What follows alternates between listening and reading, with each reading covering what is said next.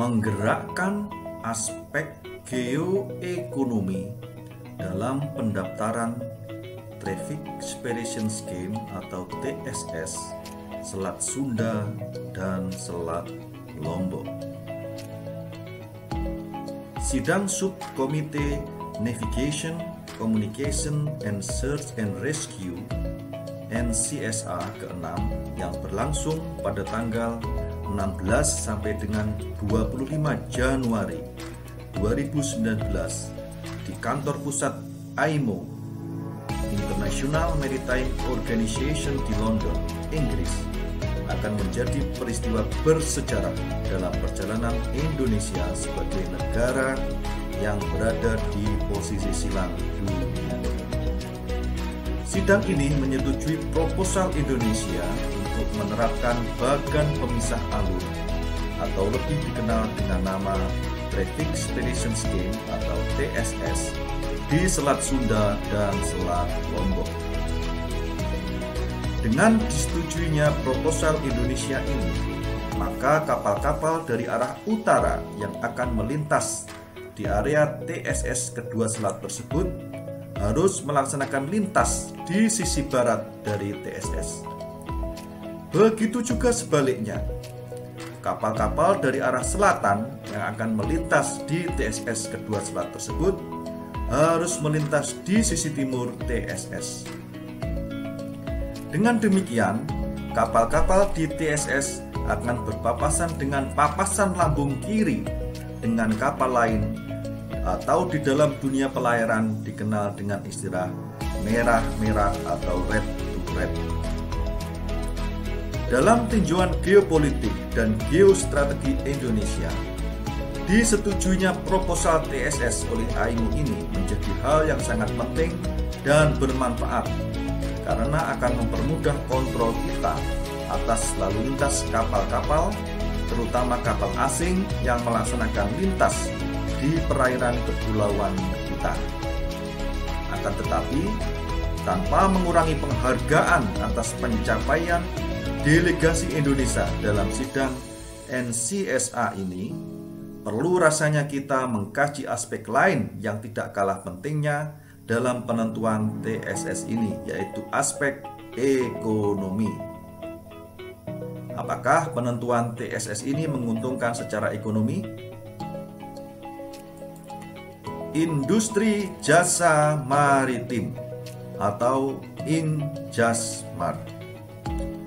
Tercatat dalam sejarah bahwa Kerajaan Sriwijaya yang berjaya di abad 8 sampai dengan 12 Masehi menjadi pengontrol Selat Malaka, sehingga kapal-kapal yang melintas di Selat Malaka mau tidak mau berlindung pada kekuasaan Sriwijaya dan membayar jasa yang berkaitan dengan keselamatan pelayaran maupun kepentingan sandar dan lego jangkar kepada Kerajaan Sriwijaya.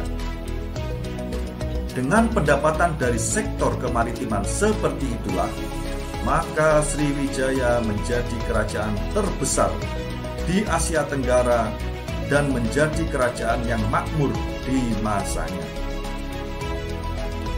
Pada saat ini, Singapura menikmati situasi yang mirip dengan situasi Sriwijaya saat itu. Pelabuhan Singapura menjadi pelabuhan paling ramai di sepanjang Selat Malaka. Ekonomi Singapura juga banyak ditopang oleh pendapatan dari jasa kemaritiman, terutama jasa kepelabuhanan. Efisiensi pelayanan jasa kepelabuhanan di Singapura sejauh ini masih diakui oleh pengguna jasa maritim di dunia sebagai yang terbaik di kawasan. Hal itulah yang membuat pelabuhan Singapura masih tetap dipilih sebagai pelabuhan penghubung untuk distribusi barang ke negara-negara lain di Asia Tenggara. Pertanyaan yang kemudian muncul adalah, mungkinkah Indonesia mendapatkan potongan kue yang lebih banyak dari potensi industri jasa maritim dunia tersebut? Jawabnya adalah mungkin. Selama ini kita sudah sangat terbiasa mendengar tentang posisi geografi Indonesia yang strategis dengan berada di antara dua samudera dan dua benua. Hal ini sesuai dengan doktrin geopolitik Bung Karno. Hal yang mungkin belum banyak kita bahas dan diskusikan adalah bagaimana cara memanfaatkan posisi strategis Indonesia tersebut untuk kepentingan ekonomi. Istilah yang mungkin tepat untuk pembahasan topik ini adalah bukan geopolitik, akan tetapi geoekonomi. TSS Selat Sunda dan Lombok dalam perspektif geoekonomi. Salah satu konsekuensi dari posisi silang Indonesia adalah adanya banyak lintas laut kapal-kapal internasional di perairan kepulauan Indonesia.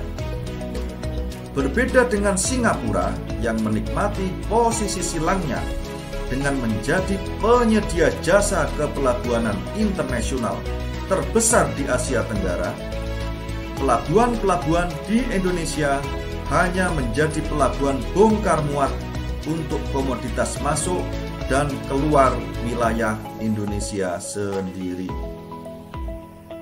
Tidak ada fungsi menjadi pelabuhan penghubung dalam pelayaran internasional yang dimiliki oleh pelabuhan-pelabuhan di Indonesia sebagaimana pelabuhan Singapura.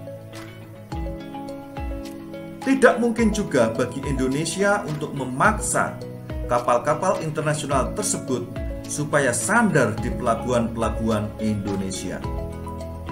Komunitas pelayaran internasional memiliki hak lintas di perairan kepulauan Indonesia yang dijamin oleh Konvensi Hukum Laut Internasional 1982 atau United Nations Convention on the Law of the Sea 1982 yang sudah kita ratifikasi. Hal inilah yang membuat seakan-akan posisi strategis Indonesia tersebut tidak menguntungkan secara ekonomi. Kapal-kapal internasional relatif bebas hanya sekedar lintas di perairan kepulauan Indonesia tanpa memberikan kontribusi ekonomi kepada Indonesia. Dengan disetujuinya proposal TSS atau Traffic Separation Scheme atau bagan pemisah alur di Selat Sunda dan Lombok oleh IMO, International Maritime Organization, perlu diwacanakan kemungkinan keuntungan ekonomi apa yang bisa didapat dari TSS tersebut selain keuntungan secara geopolitik. Hal yang mungkin adalah dengan menetapkan area TSS tersebut sebagai kawasan wajib pandu atau mandatory pilotage. Dengan menjadikan TSS tersebut menjadi kawasan wajib pandu, kapal-kapal yang melintas di TSS harus menggunakan jasa pandu yang disediakan oleh Indonesia. Sebagaimana yang kita ketahui, TSS Selat Sunda adalah bagian dari Alki 1, sementara TSS Selat Lombok adalah bagian dari Alki 2. Mengingat ramainya jalur pelayaran di Alki 1 dan 2, lintas di kedua TSS tersebut pasti akan menjadi lebih padat dan ramai di masa yang akan datang. Dengan padatnya pengguna pelayaran di TSS, maka keselamatan navigasi menjadi hal yang sangat penting.